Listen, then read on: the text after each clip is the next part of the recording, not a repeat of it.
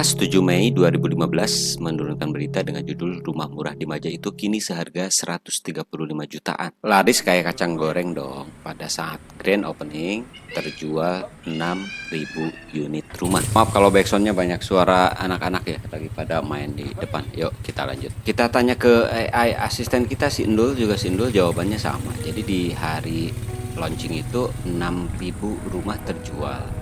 Nah, sementara ya kuotanya cuma 6.000, meskipun yang ingin beli 10.000 ya dibatasi hanya 6.000 rumah yang tersedia pada saat itu habis hanya dalam waktu 1 hari saja. Ini penampakan rumah sederhananya seperti ini, denahnya kurang lebih seperti ini. Anggap sajalah waktu itu harganya 150 juta karena harga bervariasi ya, dicicil 10 tahun. Hari ini 2025 lunas.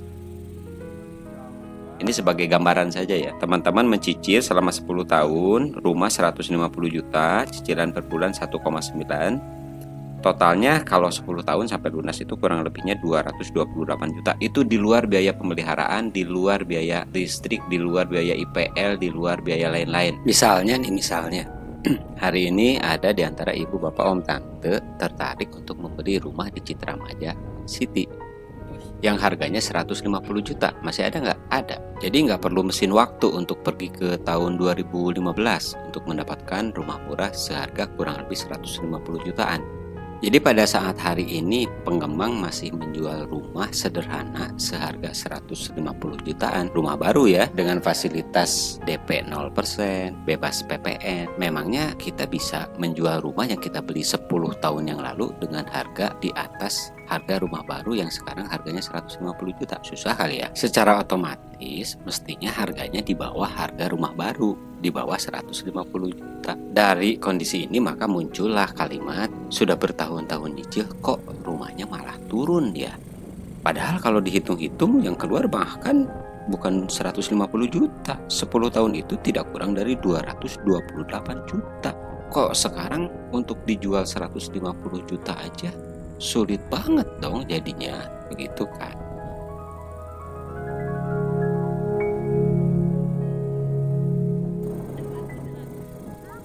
Sekarang kita kembali lagi ke tahun 2015.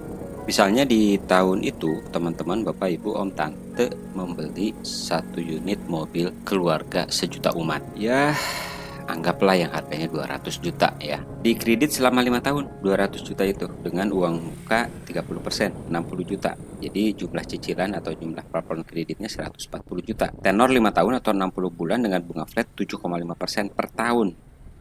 Jadi selama kurang lebih 5 tahun itu harga mobil 200 juta, uang muka 60 juta, jumlah cicilan per bulannya 3,2 juta. Jadi total bayar 5 tahun itu 252 juta 500 ribu rupiah.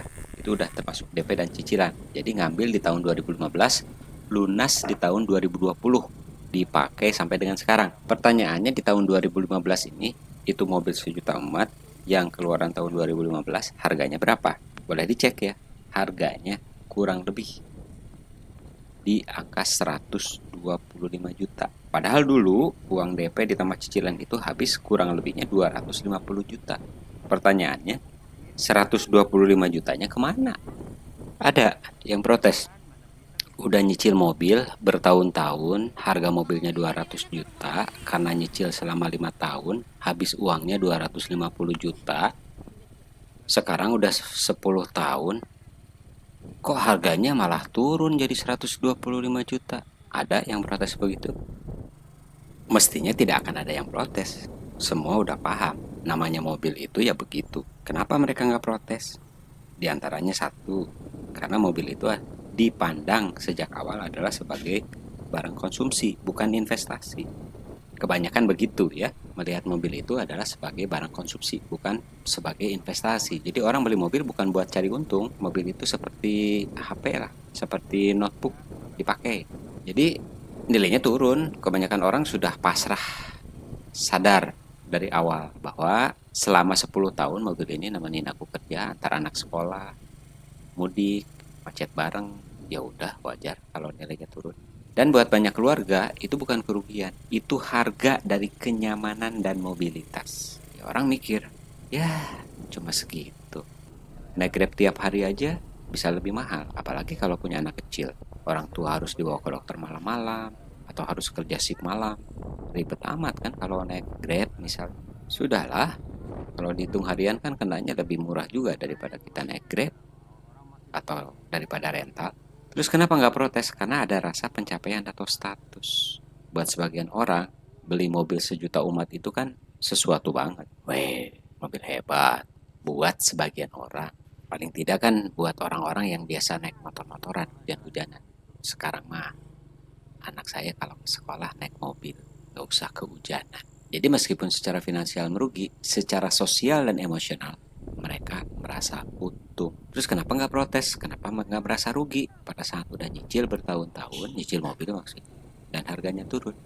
Karena banyak yang belum menghitung secara utuh. Di antara sekian banyak orang yang nyicil mobil, mungkin nggak hanya sedikit yang benar-benar menghitung bahwa sebetulnya namanya nyicil mobil itu ya jumlahnya segitu. Kalau udah 5 tahun itu ya mungkin nggak terasa karena kan auto debit, dibayarnya juga bulanan, nyicil ya namanya nyicil kan nggak terasa. Di jumlah-jumlah ya besar juga. Kenapa nggak banyak protes? Karena hidup nggak melulu soal cuan. Ada juga kan yang berpikir, emang kenapa sih kalau turun harga 125 juta? Saya kan udah bareng anak saya, keluarga saya tiap hari, ngajak-ngajak orang tua, berlibur ke sini, berlibur ke sana, digunakan ini, digunakan itu. Kenapa sih harus rela dengan 125 juta hilang dalam 10 tahun? Jadi kenapa nggak pada protes? Karena mobil adalah barang emosional. Karena rugi dalam bentuk uang bisa diterima jika diganti dengan kenyamanan, jika diganti dengan kenangan, jika diganti dengan kemudahan hidup. Karena banyak orang nggak membeli logika saat membeli mobil. Mereka membeli rasa nyaman, rasa aman, rasa memiliki. Tentu saja ada orang-orang yang sudah beberapa kali beli mobil, pada akhirnya berpikir, kenapa harus beli mobil yang terbaru sih? Beli mobil bekas tapi dalam kondisi yang bagus kan depresiasi atau penurunannya jauh lebih sedikit. Mending beli mobil bekas tapi kualitasnya menyamai baru. Kehilangan uangnya nggak terlalu besar. Ada yang berpikir seperti itu juga kan. Jadi kenapa kalau orang beli mobil turun harga dianggap wajar, tapi beli rumah harganya stagnan langsung disebut zonk? Aduh, rugi saya investasi, rumah dianuk. Mungkin karena pada waktu beli mobil kita sudah sadar bahwa itu barang pakai, nilainya turun, dan memang itu dibeli untuk dipakai dan itu cukup. Tapi waktu beli rumah mungkin kita terlalu dibuai mimpi, dibuai dengan kata-kata investasi. Terus kalau ada orang beli rumah seharga 150 juta, dicicil selama 10 tahun.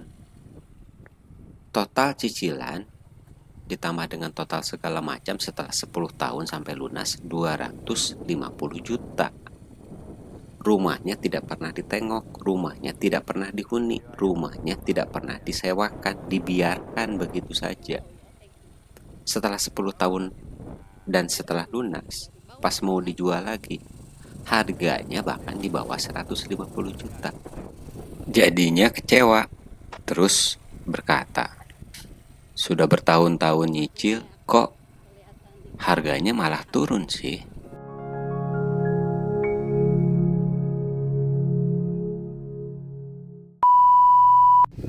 Sudah rapi, dalam arti udah siap serah terima.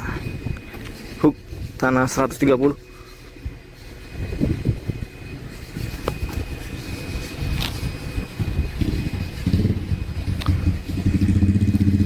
Sudah lebih dari 1 tahun kami tinggal di sini, di klaster Greencop Citra Maja City.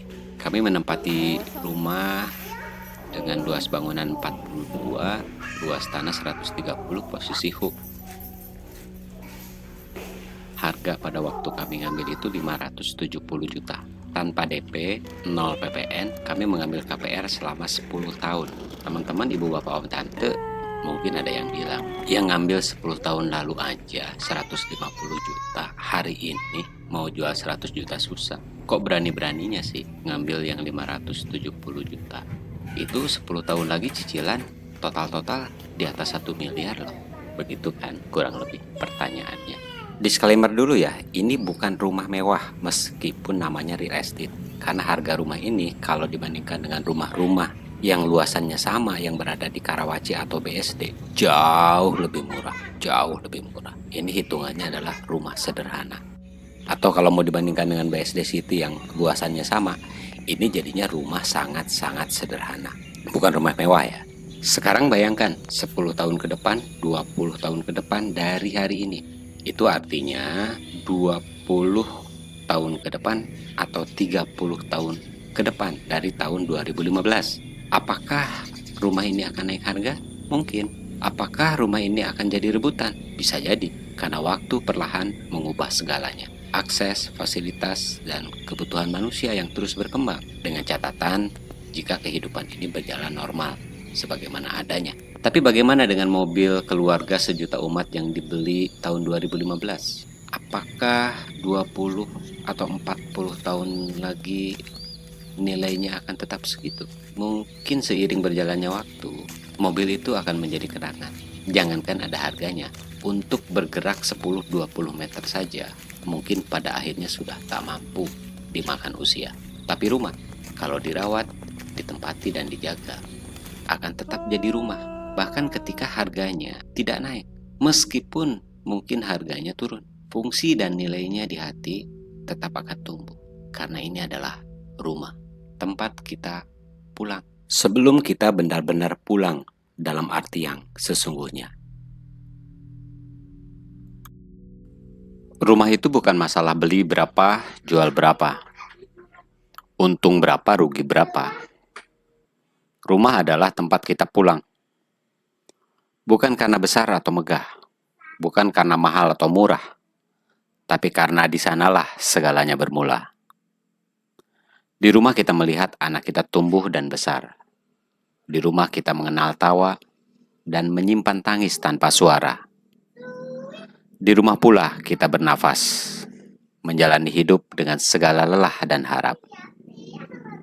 Dan mungkin kelak, di rumah juga kita akan menghela nafas terakhir, menyerahkan diri pada keheningan yang paling dalam. Rumah bukan sekedar barang dagangan yang bisa dijual kapanpun, asal dapat cuan. Tapi rumah adalah tempat di mana kehidupan ini pernah benar-benar ada. Demikian, semoga bermanfaat, semoga semua berbahagia. Bye-bye.